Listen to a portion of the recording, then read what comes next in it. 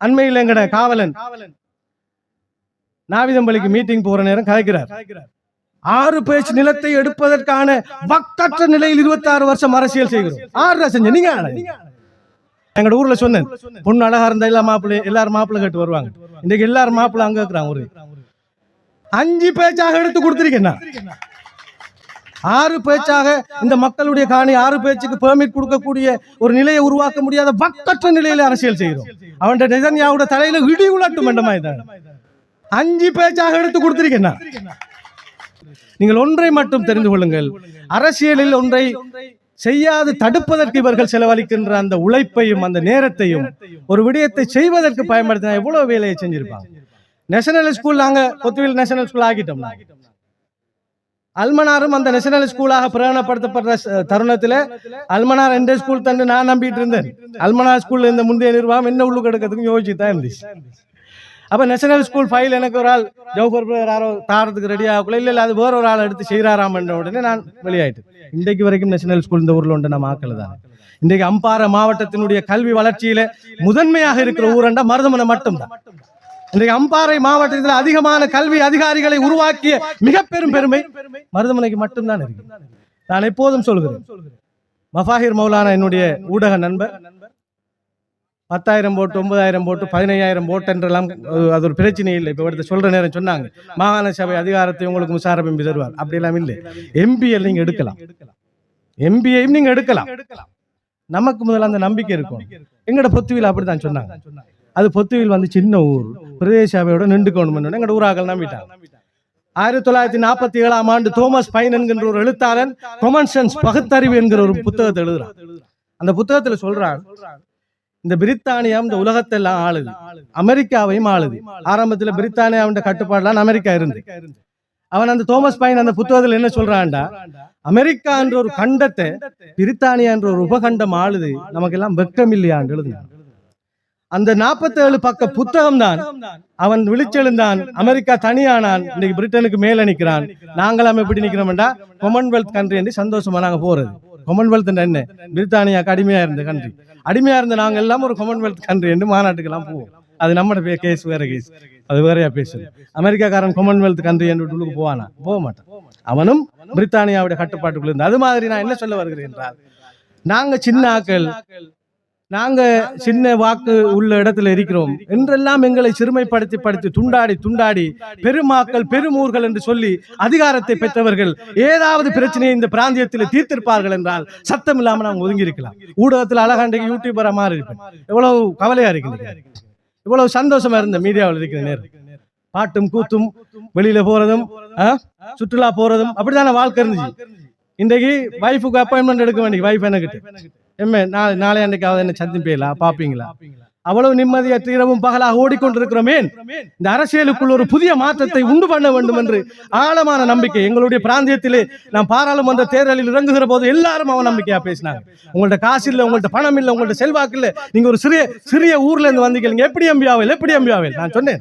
எல்லாரும் மழை வேண்டி பிரார்த்திக்கிறார்கள், நான் குடையோடு பயணிக்கின்றேன்.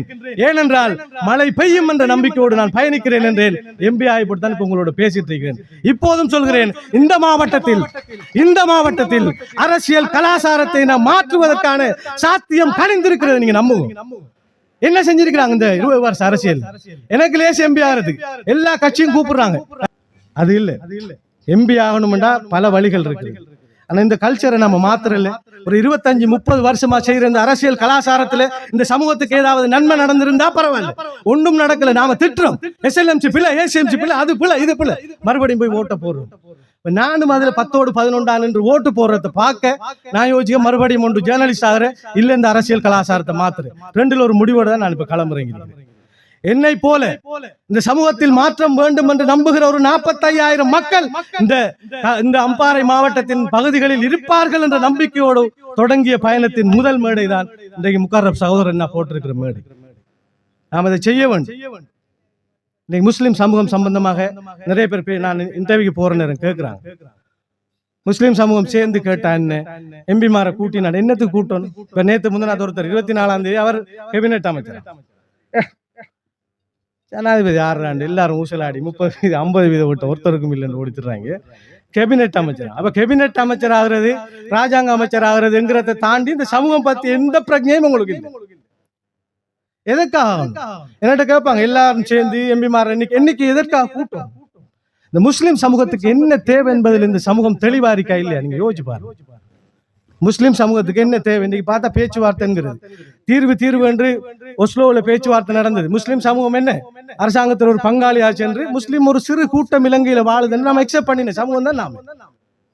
அவன் போயிட்டு எனக்கு சமஷ்டி வேணும், எனக்கு இது வடகிழக்கு இணைய வேணும், எனக்கு அது வேணும் இது வேணும் என்று பேசிக் கொண்டிருக்கிற சமயத்தில் எமக்கு என்ன வேண்டும்? இன்றைக்கு நான் இருக்கிற ஒவ்வொரு தலையீட்டையும் நான் கேட்கிறேன், முஸ்லிம் சமூகத்துக்கு என்ன வேண்டும் என்று நாமாவது அடையாளம் கண்டிருக்கிறோமா? முஸ்லிம் சமூகம் சமஷ்டியை விரும்புதா? முஸ்லிம் சமூகம் ஒற்றையாட்சியை விரும்புதா? அல்லது முஸ்லிம் சமூகம் எது வடகிழக்கு இணைக்கணும் என்றுதா, பிரிக்கணும்ங்கிறா? கிழக்கு மாநிலத்தில் நாங்கள் வடகிழக்கு இணையவே கூடாம்போம் கட்சிகள் தலைமைகள் சொல்லும். இல்ல அதையெல்லாம் நாம் எதற்காக பேச வேண்டும்? அது அவங்க நீண்ட காலமா பேசிட்டு இருக்காங்க. நாம பேசினா அது மனசை கோவிச்சு கொள்வாங்க, அவங்களோட மனம் புண்படும். அப்ப நம்மளுடைய நிலைப்பாடு என்ன என்பதில் நாம கிளியர் இல்லை. நாம் நம்முடைய நிலைப்பாடு சம்பந்தமாக பேசுவதற்கும் நாம் தயாராக. இந்த சமூகத்தினுடைய அரசியல் பயணம் அப்படித்தாரு. இன்றைக்கு நீங்க பாருங்க, உரிமையை காக்கிறதுக்கு தான் அரசியல் அப்படி எல்லாம் நிறைய பேசுவாங்க. நான் உண்மையா கேட்கிறேன், உங்களோட சொன்ன காணி பிரச்சனை, நிலம் என்பது நம்முடைய அடிப்படை உரிமை. இந்த நிலம் என்பதை மீட்பதற்கான எந்த முயற்சியை நாம் இந்த அரசியல் கட்சிகள் செய்திருக்குது? நீங்க சும்மா கேள்வி கேட்டு பாருங்க. வைல்ட் லைஃப் ஆலும் ஃபாரஸ்டாலும் அபகரிக்கப்பட்ட 15,000க்கும் மேற்பட்ட ஏக்கர் காணிகளை விடுவிப்பதற்கான முயற்சியில இன்றைக்கும் நான் ஈடுபட்ட இவ்வளவு காலகட்டத்தில் ஒரு எம்பி ஒரு தலைவரை நான் காணல. அதுக்கு ஒரு சாட்சி உங்களுக்கு சொல்றேன். அண்மையில் எங்கட காவலன் நாவிதம்பள்ளிக்கு மீட்டிங் போற நேரம் கலைக்கிறார். 6 பேச்சு நிலத்தை எடுப்பதற்கான வக்கற்ற நிலையில் 26 வருஷம் அரசியல் செய்கிறோம். 6 செஞ்ச நீங்க 5 பேச்சாக எடுத்து கொடுத்திருக்கீங்க. 6 பேச்சாக இந்த மக்களுடைய காணி 6 பேச்சுக்கு பெர்மிட் கொடுக்கக்கூடிய ஒரு நிலையை உருவாக்க முடியாத வக்கற்ற நிலையில அரசியல் செய்கிறோம். அவன் நெதன்யாவோட தலையில இடி உலட்டும் என்றமாய்தான். 20 பேச்சு இருந்தா தான் நாவிதம்பள்ளியில பெர்மிட் கொடுப்பான். அந்த ஊர்ல பாத்தீங்கன்னு சொன்னா ஒரு வீட்டுல 6 பேச்சு 8 பேச்சு 10 பேச்சு இருக்கு. பிள்ளைகளுக்கு கல்யாணம் முடிச்சு கொடுத்தா பெர்மிட் எடுத்து என்ன ஆவணம் இல்ல, உறுதி இல்லாம